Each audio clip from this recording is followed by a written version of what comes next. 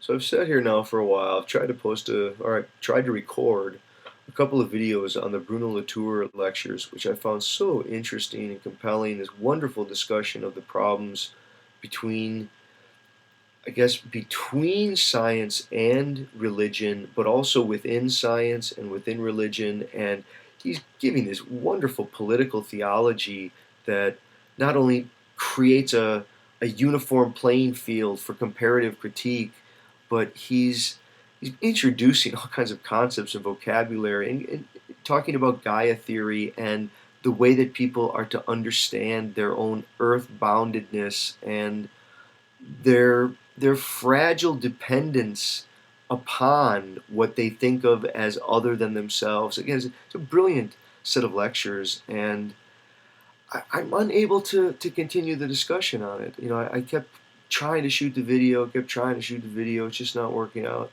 There's so much that's going on in there that I think I'm not even going to try to summarize and give my overview of it. I'm going to just scattershot. I'm going to post the links down below, and I'm going to try to just post some scattershot of some of the insights that I found from his talk.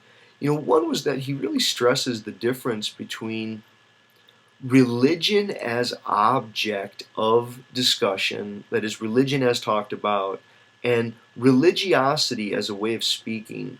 That is, there are certain ways of understanding speech where you think of language and language practices as a transmitting of information. Somebody sends something to someone else, and that's really what it's about. Whereas other people, they seem to understand that speech has a transformative capacity, that people can change in their values, their orientations, in their very self-understandings, and it changes who they are. And part of this, he wants to suggest, is why we want to be very careful in, too quickly saying that science and religion are wholly separate. Now, I don't want to say that science is a religion. I don't think that's the claim at all. But the claim is that from the political scientist perspective, there is something that's kind of interesting if you do a political theology. That is, his political theology is to say that what you want to do is this kind of three-part analysis, right, where you'd say there's a theos, which is the entity named, and then there is the nomos, which is the kinds of agencies or processes that are distributed and believed to be operating there or doing whatever they're doing. And then there is the demos, the people who are, are summoned into being around that thing named and in terms of those agencies. And once you do that, you do find an interesting, as I said, kind of parallel playing field, or a field for examining how religion and science relate to one another, but also all these different fragmentations within each of them. I mean, science has its own kind of fragmentations, and so does religion, right? Obviously. Now, I guess to get at some of the ways to talk about what he was suggesting as far as the splits within science, just as an example, would be some of the contrast between, take for example, the manifest image kind of stuff that was talked about in the movie Naturalism Forward. If anybody had a chance to see those, I'll see if I can post those down below as well, where kind of talking about the problem that people have of thinking in terms of contemporary physics. That is, the world described by contemporary physics is very far removed from our everyday world of medium-sized objects, and that so much of what we take to be real, so said the physicists, in the manifest image, are really epiphenomenal, and that they're not ultimately the ground of reality. They're not real. They're more phenomenal interpretations, but they're not the substance of reality itself. And substance of reality is something like fermions and subatomic particles and things like this. And I guess the difficulty there is that for many people this means there is no agency, that there is no agency at all, and yet that it raises all kinds of contradictions with what we mean by medicine, what we mean by engineering, and really what we mean by some forms of geohistory, and in particular the what I guess is now being called the Anthropocene, where a whole geological period is being recognized by, in the terms of what humans have been able to do in terms of impact upon both the earth and our environmental conditions, and maybe even our own undoing, right, our own demise. The, the splits there are, it's sort of shaken out in terms of the belief that I think was a more traditional belief, at least up through the modern age, was that nature was an immutable power. It was just invulnerable, invincible, just it couldn't be tampered with. It had laws that had to be reckoned with. And I think now we separate off the physics from the biology, and so geohistory introduces a very different phenomena than that world of physics.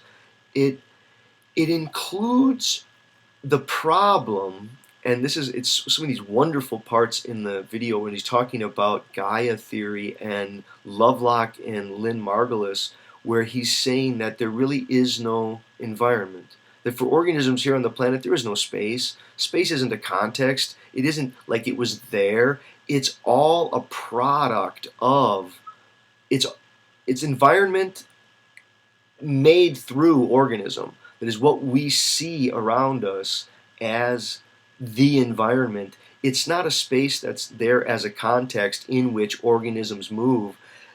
The whole of the earth itself, it's like a suspended bubble of life living upon itself in different scales of analysis and different forms of contexts. That it's more animated and interwoven in a geohistory than the worldview of the physics would, than the worldview that the physicist suggests. And this provides a kind of schism within the way that we account for nature. That what is actually meant by nature. Another big split that he addresses in there is whether the practices of science, which are always embodied and located and limited by the kinds of selection that are done and the particular methodologies that were employed, and then the claim to universality that they have, and then how you put that into juxtaposition with what we are to do, with what we learn about our own impact on the environment. And isn't the time to act now, or can we act? Does it even make sense for us to be doing research where we're claiming to act when we supposedly don't have agency? Or is this part of the agency? See, it starts to raise questions about what is nature, and are we related to nature, and what would it mean to say that there's an us and a nature? I mean, aren't those already part of the problems that language is introducing? Okay.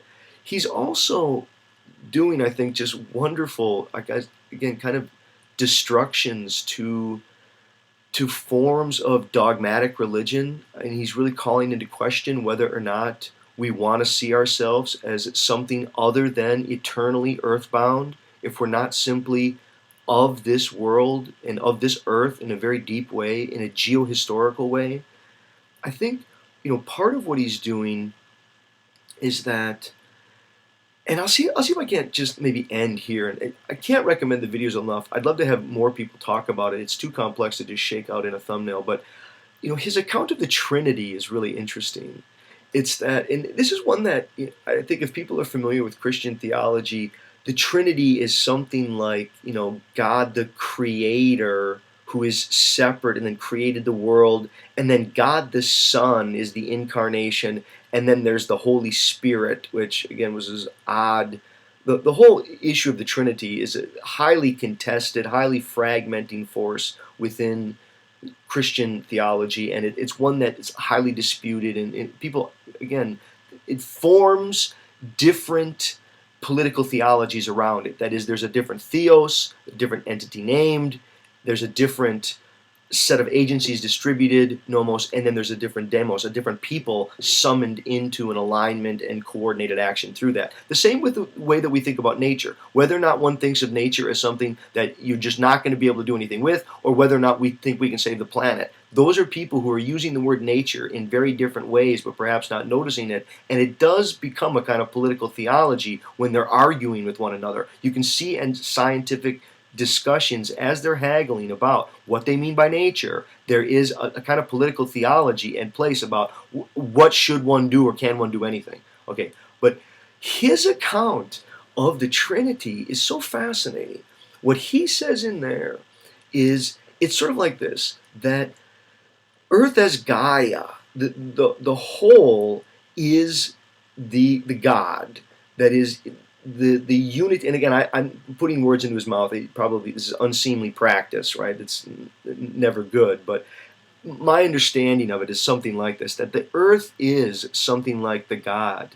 Now, the incarnation would be that level of sentience which recognizes it is it is separate from but of the world, and is able to identify itself with the larger aspects of nature all the way up to the ultimate.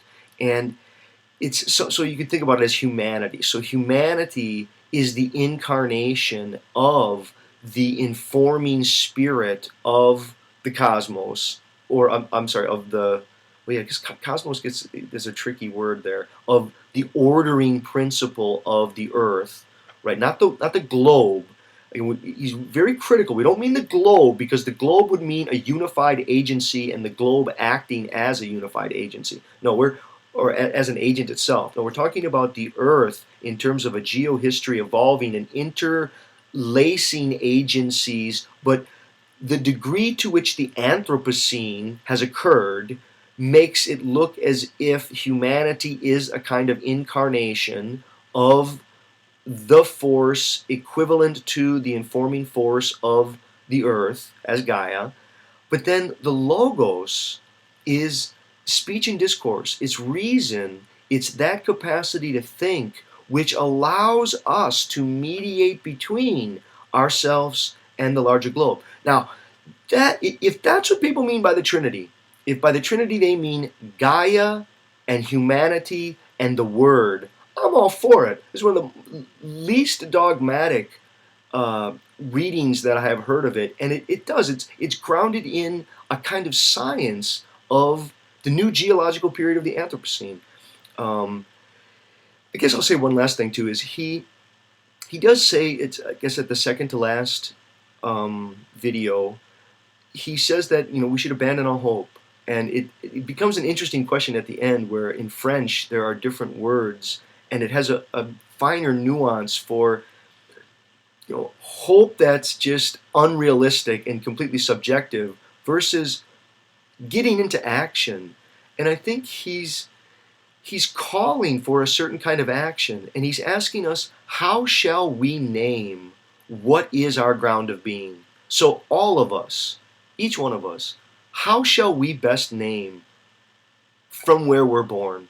If we're to say from where each of us come, what is the name of that? And how are we to understand the different processes, the distributions of agencies, if there are any, where are they, how are they functioning, and what kind of people, who is included and who is excluded in naming the world and organizing that way? And that's a kind of political theology very worth talking about. Okay, thanks.